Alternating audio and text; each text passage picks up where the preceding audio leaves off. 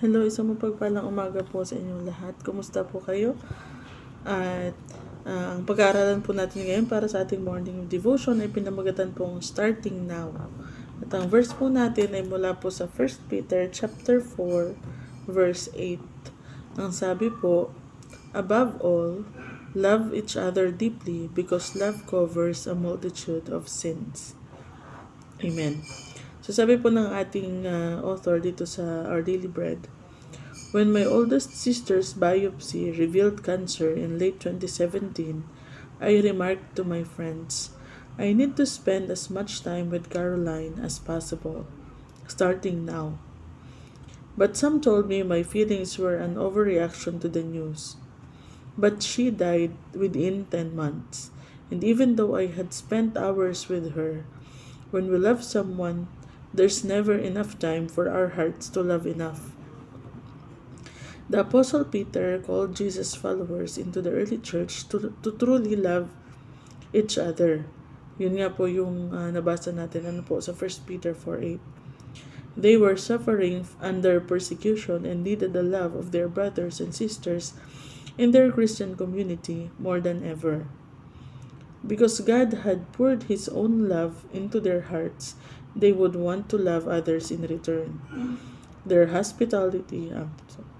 love would be expressed through praying, offering gracious hospitality, and gentle conversation, all in the strength God provided.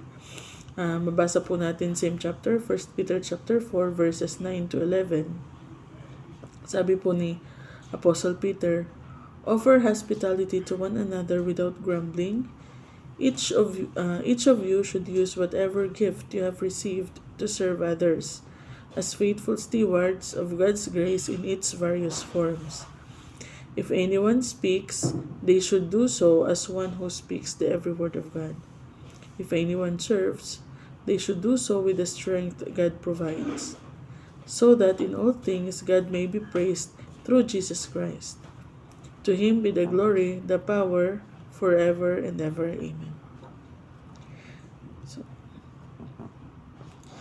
through His grace, God has gifted them to sacrificially serve each other for His good purposes, so that in all things God may be praised through Jesus Christ. Yun po yung nabasa din natin sa verse 11. This is God's powerful plan that accomplishes His will through us. We need each other, we need others, and they need us. Let's use whatever time or resources we have received from God to love starting now. Amen. There is nothing small in the service of God. So, praise the Lord. So, dito po sa ating story, yung ating author na diagnose ng cancer yung kapatid niya at sinabi niya sa mga kaibigan niya na kailangan kong mag-spend ng oras kasama yung kapatid ko starting now. So yung iba parang sabi OA naman, overreaction daw yung kasi meron naman talaga din ng mga cancer na gumagaling, 'di ba? So ang tingin ng mga kaibigan niya is overreaction yung ginawa niya pero she was right all along kasi after within 10 months namatay yung kapatid niya. And sabi nga niya, kahit na nag-spend ako ng maraming time na kasama siya, it's not enough. Lalo pa pag talagang mahal mo yung tao, So dito po sa ating pinag-aaralan, si Apostle Peter, in-encourage niya ang mga kapatid, na magmahalan. Doon sa verse 7, ang sabi niya, the end of all things is near. So malapit na ang wakas, At yung sa verse 8 sabi niya, above all, love each other deeply because love covers a multitude of sins. So, malapit na. Yung sa panahon natin ngayon, mas malapit na yung pagwawakas, So, mas dapat po na mahalin natin yung isa't isa, Ano sabi dito sa verse 9? Paano natin ipapakita yung pagmamahal sa isa't isa? Sabi sa Tagalog, buksan ninyo para sa isa't isa ang inyong mga tahanan at gawin ito nang hindi mabigat sa loob. So, kung tutulong tayo sa ating kapwa, i-offer natin kung anong may offer natin sa ating tahanan, be it shelter, financial assistance, food, prayer, kung ano yung may offer natin, clothing, kung ano yung may ibibigay natin dun sa mga kapatid natin na nangangailangan, At sabi dito, bilang mabubuting katiwala ng iba't ibang kaloob ng Diyos, gamitin ninyo sa kapakinabangan ng lahat ang kakayahang tinanggap ng bawat isa sa inyo. So, tayo po ay mga stewards lamang or katiwala ng Diyos. So, kung ano yung ipinagkatiwala niya sa atin, gamitin natin para sa kapakinabangan ng lahat, hindi sa kapakinabangan lang ng ating sarili. If God gifted us wisdom, gamitin natin na para sa kapakinabangan ng lahat. Pwede tayong magturo, pwede tayong mag-share ng salita ng Diyos, pwede tayong mag-train ng mga workers, or kung ang gift natin ay, let's say, sa pagsasalita, so magsalita tayo ng magbahagi tayo ng salita ng Diyos. Kung ang gift natin ay pag-awit, umawit tayo para sa Diyos. Kung ang gift natin ay sa finances, tumulong tayo gamit ang ating finances. Whatever it is, ano man yung gift, whatever is the gift that God has gifted us, gamitin natin para sa kapakinabangan ng lahat. Sabi, ang nangangaral ay dapat salita ng Diyos ang ipangaral. So yun nga po, those who speak or those who preach should preach the word of God. Ang naglilingkod ay dapat maglingkod gamit ang lakas na kaloob ng Diyos upang sa lahat ng bagay siya'y papurihan sa pamamagitan ni Jesucristo. So yung mga naglilingkod, yung mga workers sa church, yung mga nagpapagamit sa Panginoon, so mag-serve tayo gamit ang lakas na galing sa Diyos para mapupurihan siya. So, ganun po yung nais ng Panginoon. At ang sabi dito, dapat mag-start tayo ngayon na ASAP, as soon as possible. Kasi malapit na nga po ang katapusan. Parang katulad dito sa kwento nung ating author, na nung na-diagnose ng cancer, kumbaga inisip na niya, may taning na yung kapatid ko. Kahit hindi pa tinaningan, inisip niya na maaaring kumbaga days na lang or weeks na lang or months na lang ang buhay niya. Hindi natin alam. So sinulit niya yung every moment, yung every chance na makasama yung kapatid niya, sinulit niya. At hindi pa nga daw enough. Nung namatay yung kapatid niya, pakiramdam niya hindi pa enough. So sa atin din po mga kapatid, hindi natin alam, anytime pwede nang dumating ang Panginoon, anytime pwede siyang bumalik. So, sulitin din natin yung time na andito pa tayo. Gawin natin lahat ng magagawa natin. Maglingkod tayo sa Panginoon. Mahalin natin yung ating mga kapatid. Mahalin natin ang ating kapwa. Kumbaga, there's no time to hate. There's no time to quarrel, ganyan. Kasi malapit na dumating ang Panginoon. Huwag nating sayangin yung ating oras, yung ating energy sa pag-aaway, sa pagdidiskusyon. Pagmahalan tayo, yun po ang nais ng Panginoon sa atin. And of course, sa ating mga mahal sa buhay. Katulad nga nung sinabi ng ating author dito, when we love someone, there's never enough time for our hearts to love enough. So, pag talagang mahal natin yung isang tao, hindi talaga sapat yung lahat ng oras para mahalin sila. So, yung ating mga mahal sa buhay na hindi pa nakakakilala sa Panginoon, yung mga kaibigan natin na hindi pa nakakakilala sa Panginoon, samantalahin natin yung time na hindi pa dumadating ang Panginoon para ibahagi yung kanyang salita sa kanila.